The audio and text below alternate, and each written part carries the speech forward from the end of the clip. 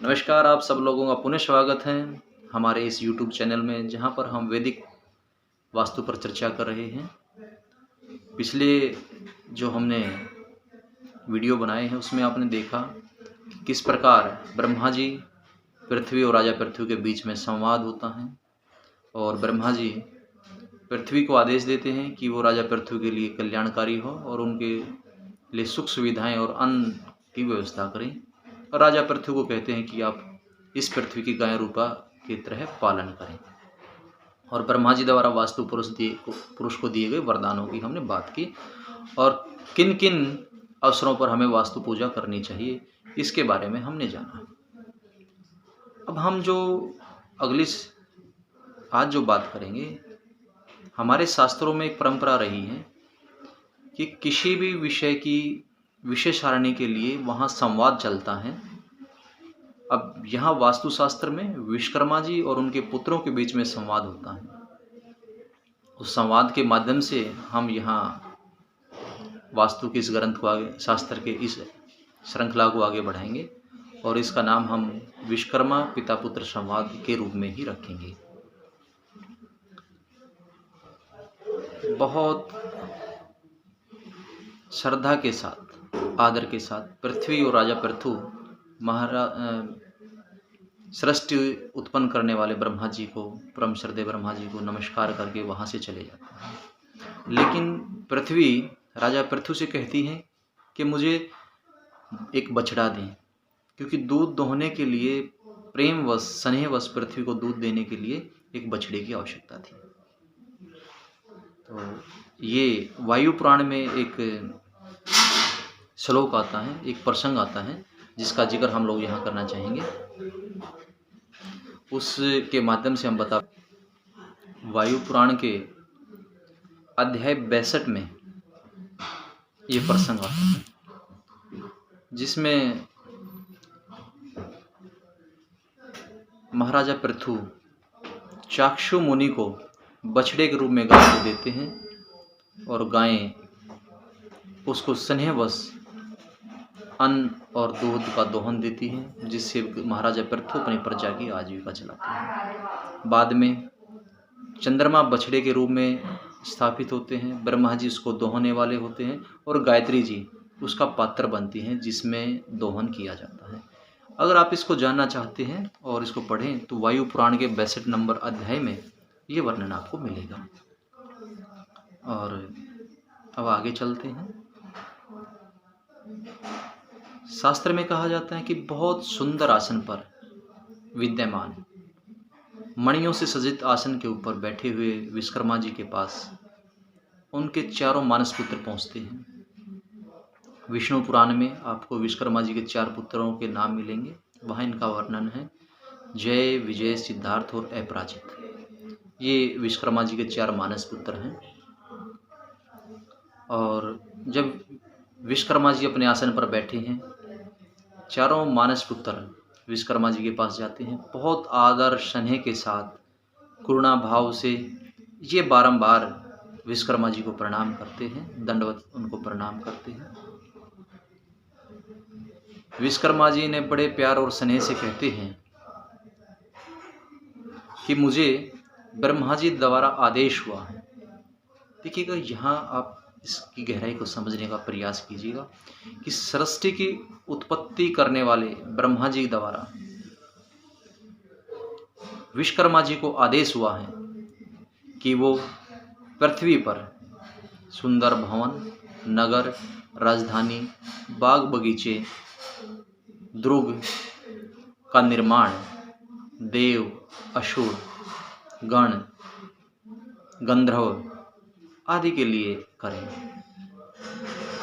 और इस कार्य के लिए मुझे आप चारों की आवश्यकता है, आप चारों की सहायता रहेगी। मैं स्वयं राजा पृथ्वी के लिए सुंदर राजधानी, भवन, नगर और दुर्ग का निर्माण करूंगा और आप चारों आम जनमानस के लिए अच्छे भवन, नगर, पुर यानी कि राजधानियाँ और बाग बगीचे और वो तमाम सुख सुविधाएं की चीज़ें जो एक मनुष्य के लिए आवश्यक है उसको आप बनाएंगे। और आप इस बात का विशेष ध्यान रखेंगे कि इनके निर्माण के समय पहाड़ों, नदियों का विशेष ध्यान रखा जाएगा। जल आगमन के लिए नदियों की रचना की जाएगी, जिससे राजा पृथु का मन शांत रहे और उनको सांत्वना मिले। आप यहाँ विश्वकर्मा जी उनको आदेश भी देते हैं कि आप जब ये निर्माण करें तो चारों वर्णों का ध्यान रखेंगे, ब्राह्मण वर्ण, क्षत्रिय वर्ण, वैश्य वर्ण और शूद्र वर्ण। यहाँ बहुत महत्वपूर्ण विषय बात ये आती है कि जब विश्वकर्मा जी अपने मानस पुत्रों को 4 वर्णों के बारे में बताते हैं कि भाई आप जब भी वास्तु पर काम करेंगे, ये आपके लिए आप नोट कर रहे हैं इस बात को भी, कि जब आप वास्तु पर काम करेंगे या कंसल्टेंसी देंगे, आप किसी को सलाह देंगे, तो आप वर्ण के हिसाब से ही उसको सलाह देंगे। क्योंकि ब्राह्मण वर्ण के लिए अलग वास्तु नियम काम करेंगे, क्षत्रिय के लिए अलग वास्तु नियम काम करेंगे और वैश्य के लिए अलग वास्तु नियम काम करेंगे, शूद्र के लिए अलग से रहेंगे। यहाँ यही प्रदर्शित किया गया है कि विश्वकर्मा जी ने अपने मानस पुत्रों को जब समझाया कि आप पृथ्वी पर चारों अलग अलग वर्णों के हिसाब से चारों दिशाओं में जाएंगे और वहां उनकी सुविधाओं के अनुसार अपना कार्य करेंगे। इसके बाद उनको आदेशित करने के बाद बहुत श्रद्धा भाव से चारों मानस पुत्र विश्वकर्मा जी को नमस्कार करते हैं और कहते हैं कि शिल्पों के शिल्प गुरु, ज्ञान के अथाह सागर भगवान विश्वकर्मा जी ने हमें इस योग्य समझा कि हम उनकी मदद कर सकें। ये हमारे लिए बहुत हर्ष की बात है और हम इसके लिए आपको बारंबार प्रणाम करते हैं। अब यहाँ विशेष सारणी के रूप में संवाद में प्रश्न पूछते हुए विश्वकर्मा जी के पुत्र जय विश्वकर्मा जी से कहते हैं कि हम आपके द्वारा निर्देश अनुसार पृथ्वी के सब स्थानों पर जाएंगे और चारों वर्णों के हिसाब से उनका कार्य करेंगे। लेकिन मेरी कुछ शंकाएं हैं, कुछ प्रश्न हैं, आप उनका मुझे थोड़ा सा वर्णन करें ताकि हमें और थोड़ा सा आसानी रहे निर्माण में। जय विश्वकर्मा जी से पूछते हैं कि पूर्व काल में जब ये समस्त संसार जलमग्न हो गया था, एक स्वरूप हो गया था, उस अवस्था में पंच महाभूत और सरव के देवतागण कैसे उदय हुए? इस पृथ्वी का आकार क्या है? इसका आधार क्या है? इसका प्रमाण क्या है? यह कितनी विस्तृत है? इसकी परिधि कितनी है और इसका क्षेत्रफल कितना है? यहाँ ये बताने का प्रयास किया गया है कि इन्होंने पूरी पृथ्वी का, जैसे आप कोई भवन बनाएंगे उसका निरीक्षण करते हैं तो आपको लंबाई, चौड़ाई, परिधि, आकार, स्वरूप की जिज्ञासा होगी, तभी आप उस पर कोई रचना कर पाएंगे। तो यहाँ जय विश्वकर्मा जी से पूछते हैं कि पृथ्वी के बारे में हमें बताया जाए, इसकी ऊंचाई कितनी है। जय पूछते हैं विश्वकर्मा जी से कि पृथ्वी की ऊंचाई कितनी है, कितनी चौड़ाई है, कितनी लंबाई है, इस पर कौन कौन से कुल पर्वतों की स्थिति है, कितने वर्ष या देश विख्यात हैं, कितने द्वीप, कितनी नदियां और कितने सागर हैं। इस सवाल से आप ये भी देख पाएंगे कि वास्तु का क्षेत्र कितना विशाल है। इन विषय का सारणी एक हिसाब से मानिए कि शास्त्र ने इन प्रश्नों के माध्यम से विषय सारणी प्रस्तुत की है कि पृथ्वी के आकार, ऊंचाई, पर्वत, देश कितने विख्यात हैं, कितने स्थानों, सबके बारे में जय जो हैं वो विश्वकर्मा जी से पूछ रहे हैं। इस पृथ्वी के ऊपर आकाश में सूर्य, चंद्रमा आदि ग्रह, नक्षत्र आदि की अपनी अलग अलग गतियां कैसी हैं, इन ग्रहों का परस्पर अंतरलाप कितना है। यानी कि पृथ्वी से बाहर भी उन्होंने वास्तु का जानने का प्रयास किया कि यहाँ पृथ्वी से बाहर आकाश की कितना, ऊंचाई कितनी है, सूर्य आदि ग्रहों की स्थिति क्या है, नक्षत्रों की स्थिति क्या है, उनके बीच की दूरियां क्या हैं, ये सब आप हमें विश्वकर्मा जी बताएं। अंतरिक्ष के अंतर्गण में ज्योतिष नक्षत्र का आधार क्या है, कौन शक्ति इस चक्कर को भ्रम संचालित करती है, यानी कि ऐसी कौन सी शक्ति है जो नक्षत्रों और ग्रहों के इस नक्षत्र चक्र का भ्रमण करती हैं, इनको देखती हैं। इस संसार में महाभूत किस प्रकार से नीचे एवं ऊपर अपनी स्थिति को धारण किए हुए हैं। संसार में जो महाभूत हैं वो पृथ्वी और आकाश में किस प्रकार अपनी स्थिति पर रुके हुए हैं, टिके हुए हैं, उनका आधार क्या है, इसके बारे में विश्वकर्मा जी हमें बताएं। युग धर्म की व्यवस्था और आदित्य कौन कौन सी लोकावृत्ति हैं, आदिकाल में पहला राजा कौन हुआ, कौन पहला ग्रह हुआ और कौन पहला वर्ण हुआ, कृपया हमें बताएं। विश्वकर्मा जी को इन प्रश्नों के माध्यम से जय पूछ रहे हैं कि पहले पृथ्वी पर राजा कौन हुए, सर्वप्रथम ग्रह किसकी उत्पत्ति हुई, यानी कि इतनी विशालता के साथ और सूक्ष्मता के साथ ज्ञान है। और ये बहुत बड़ा विषय है। आज का वीडियो थोड़ा सा बड़ा रहेगा क्योंकि पिता पुत्र के बीच में संवाद है और ये जानने का प्रयास है कि पृथ्वी पर क्या क्या है। इस पृथ्वी पर कितने देश हैं, कितने भवनों को उन्होंने अलग रूप से निरूपित किया है, वह किस प्रकार से जनपदाश्रय का सनेवश हुआ है।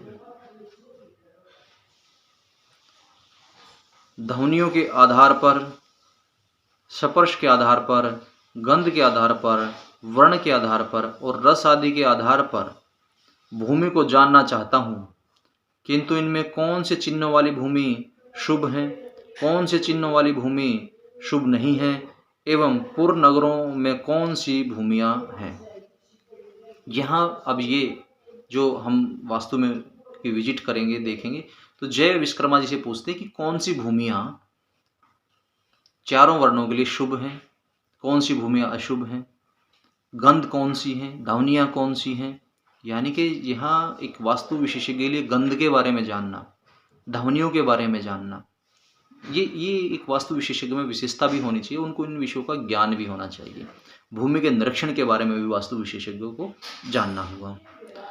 राजा के लिए पूर्व राजधानियों का निवेश कार्य किन विधान से किया जाए, इनके सुनिवेश के लिए फल और दृष्टि निवेश में क्या क्या परिणाम होंगे। कि जब हम किसी राजा के लिए राजधानी या पुर का निर्माण करते हैं तो उसमें हमें क्या क्या विशेषताएं रखनी है, क्या क्या ध्यान रखना है। यानी कि ये राजा से संबंधित क्षत्रिय वर्ण से है कि अगर आप किसी क्षत्रिय वर्ण का, यानी कि कोई प्रशासनिक अधिकारी हैं, फौज में, पुलिस में या किसी भी ऑफिस में जो एडमिनिस्ट्रेटर हैं, उसके लिए जब आप निरीक्षण करेंगे तो किस तरह का निर्माण वहाँ हो। ये पिता पुत्र के बीच में संवाद चल रहा है और ये संवाद थोड़ा सा लंबा है। राजधानी के निवेश के क्रम में क्या विधि है, उपाधि प्रमाण क्या है, वहाँ पर प्रकोट, गोपुर, द्वार, अटल ऊंचाइयाँ, अटलिकाएँ, परखियाँ, खाइयाँ एवं वप्रकरण घेरे का क्या कार्य होता है। वहाँ भूमि प्रमाण संस्थान अर्थात लंबाई, चौड़ाई और सीमा एवं क्षेत्रवार दिशाओं के मार्ग एवं नगर, ग्राम, खेटें, खेड़ों आदि के निवेश में कैसे कैसे पृथक बताए गए हैं। पुरों नगरों के अंदर प्रथम किस प्रकार के द्रव्यों से और उनके नाना विधि अवयवों के क्रम में किन स्थानों पर कैसे ध्वजों का निवेश किया जाए।